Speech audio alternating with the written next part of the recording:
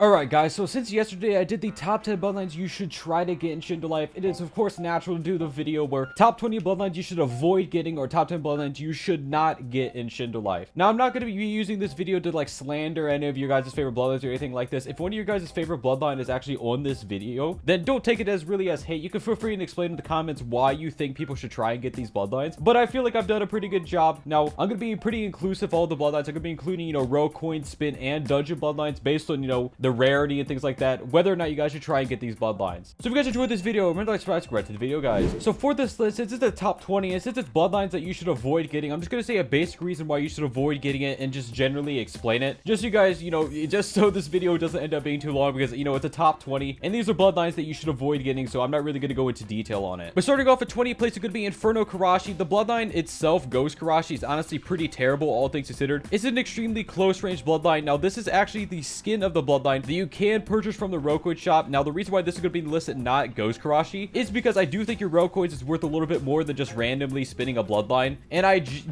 genuinely think that, wasting your Rokoids on this bloodline is a very, very bad mistake. Now, coming in 19th place is going to be Kamaki Amethyst. Now, Kamaki Amethyst is generally going to be a very, it's just honestly a pretty terrible bloodline in general. Now, the original Kamaki bloodline is a spinning bloodline, and I think you're better off getting that than this one because, it comes with all the drawbacks of normal Kamaki with the added drawback of the KG being a row coin bloodline. 18th place, guys. This one should be very obvious. It is actually going to be Menza. Now, Menza itself is honestly a pretty terrible bloodline. I mean, it's kind of absolute trash. The abilities honestly suck. Even though the second one is instant, is honestly terrible. The abilities are super predictable. Just a very bad bloodline. Do not waste your row coins getting this at all. 17th place on this bloodline list is going to be Boramaki Gold. Now, while Boramaki itself is honestly a pretty good bloodline, this skin is by far one of the worst skins in the game. You look like you're throwing giant pee sacks at people, like clear water balloons full of urine. That you literally just look like you're tossing that at people. And you're pulling people with the ability of pee, and you're just like slapping people with the giant pee bubbles. I mean, if you're into that sort of thing, I guess you can actually,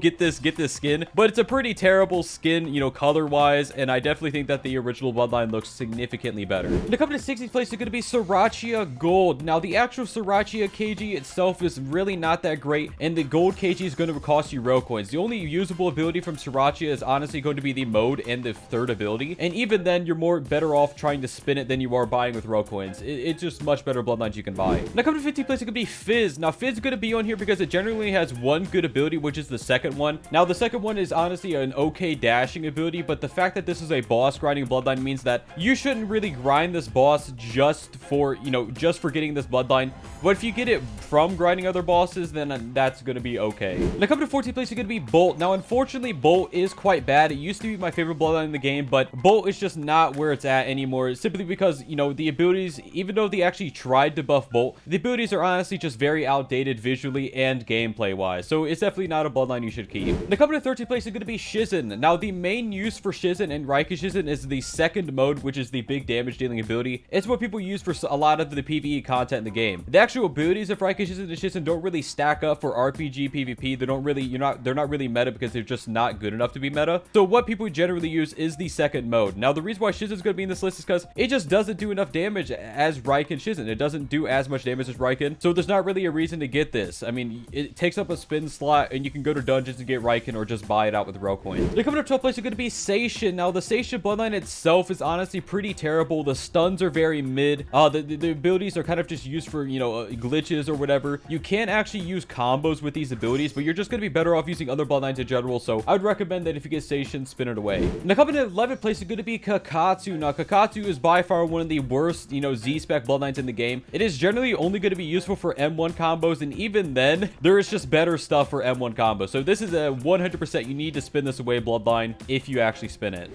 Now, coming to 10th place is actually going to be Web. This one may be surprising to some people, but I honestly don't think it's worth your row coins to get Web. It is honestly just going to be useful as a traveling bloodline, and even then, it doesn't travel as far or as fast as some of the other ones. So I definitely think that this is kind of like a last resort traveling bloodline in case you can't get anything else, but if you can get anything else, it'll be more worthwhile than Web. Now, coming to 9th place is going to be Okami. Now, Okami actually does glitch out your character if you do not have Okami equipped for the actual abilities, which is honestly a major downside because you can't just equip it and use it. It's also a thing where Okami's abilities in general really are not that great either. Some of the... I'll reset and show you the abilities real quick. 1 second. second. All right, so you can see I have the dog equipped now. If you don't have the dog out, you can't be like, what the dog doing? And literally what the dog doing. Like, your character gets glitched out and you can't use anything. But the actual Kami abilities, honestly, I feel like the only really good one is going to be the second one. The third one is just a wolf attack. I'm literally running my face into a wall. Like, this wolf literally likes to eat concrete right now. But it's going to be the second one, which is, you know, it's a traveling ability mixed with a damage ability. It's pretty good for comic books and anything like that. All the other abilities of Kami are honestly pretty terrible. The coming in 8th place is going to be Aiden's Son Mud. Now, this one should be pretty obvious, guys. This KG is honestly garbage. Every single ability of Aiden's Son Mud has a better version of it, and the abilities generally are either going to get you into more trouble than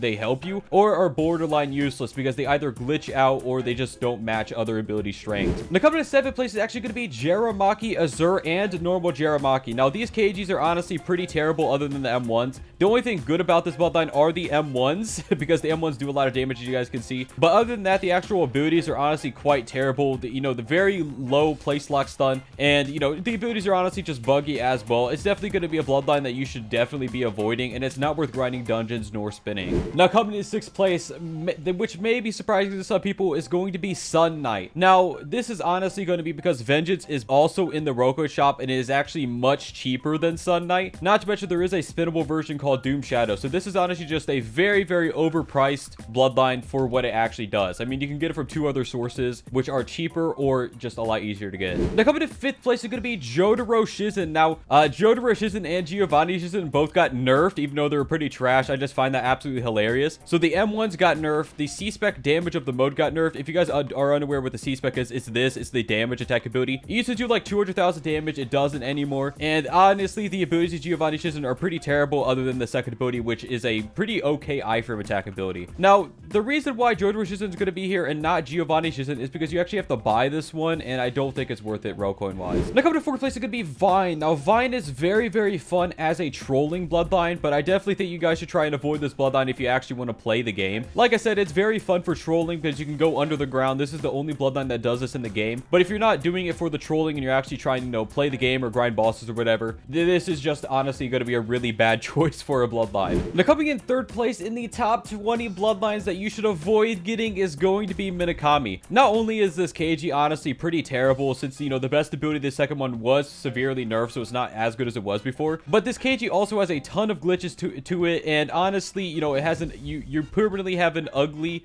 hair looking doll thing on your back. So I definitely think this is the bloodline you should avoid based on looks, and it's definitely a bloodline you should avoid based on actual abilities as well. Now, coming to 2nd place in the bloodlines that you should avoid, which may be surprising to people, is going to be Forge Rengoku and Forge Sengoku. Now, this is honestly because the actual abilities of these bloodlines are pretty trash. I mean, the abilities are honestly super predictable. They used to be quite good, but they honestly got, you know, they either got severely reduced damage, added to a global cooldown, or the cooldown on them was just increased by an absolute ton. Now, but the mode of this is honestly its saving grace, but even then, it's really not good enough to spend your Ro coins on, and to actually grind the boss Forge Ren for this bloodline, it is honestly the most annoying, you know, boss to grind. So I definitely think that this is honestly a bloodline you should avoid getting. If you guys like what you see from this actual video, go for it, but I don't recommend it. By the way, guys, what is the worst rare bloodline that you guys have ever spun in Shindo Life? Leave them to comment below. We'll be checking them out. Now, drum roll, please.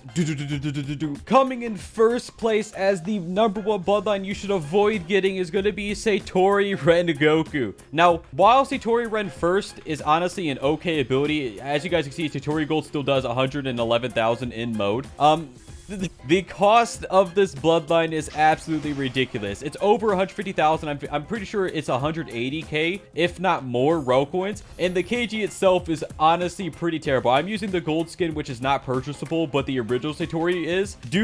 Guys, do not buy this bloodline. If you buy this bloodline, honestly, I don't know what to say to you. I guess it is what it is if you buy this bloodline. But I'm here to tell you, I'm here to save your Ro coins. Big Papa J. Rooney is here to save the day and tell you guys, do not buy Satori Ren. If you already bought Satori Ren, I guess rip. Use the bloodline to your best of abilities, but this is definitely a hard pass as a bloodline Ro coin. Anyways, guys, for this video, if you enjoyed this video, remember to like, subscribe, guys. Bye-bye.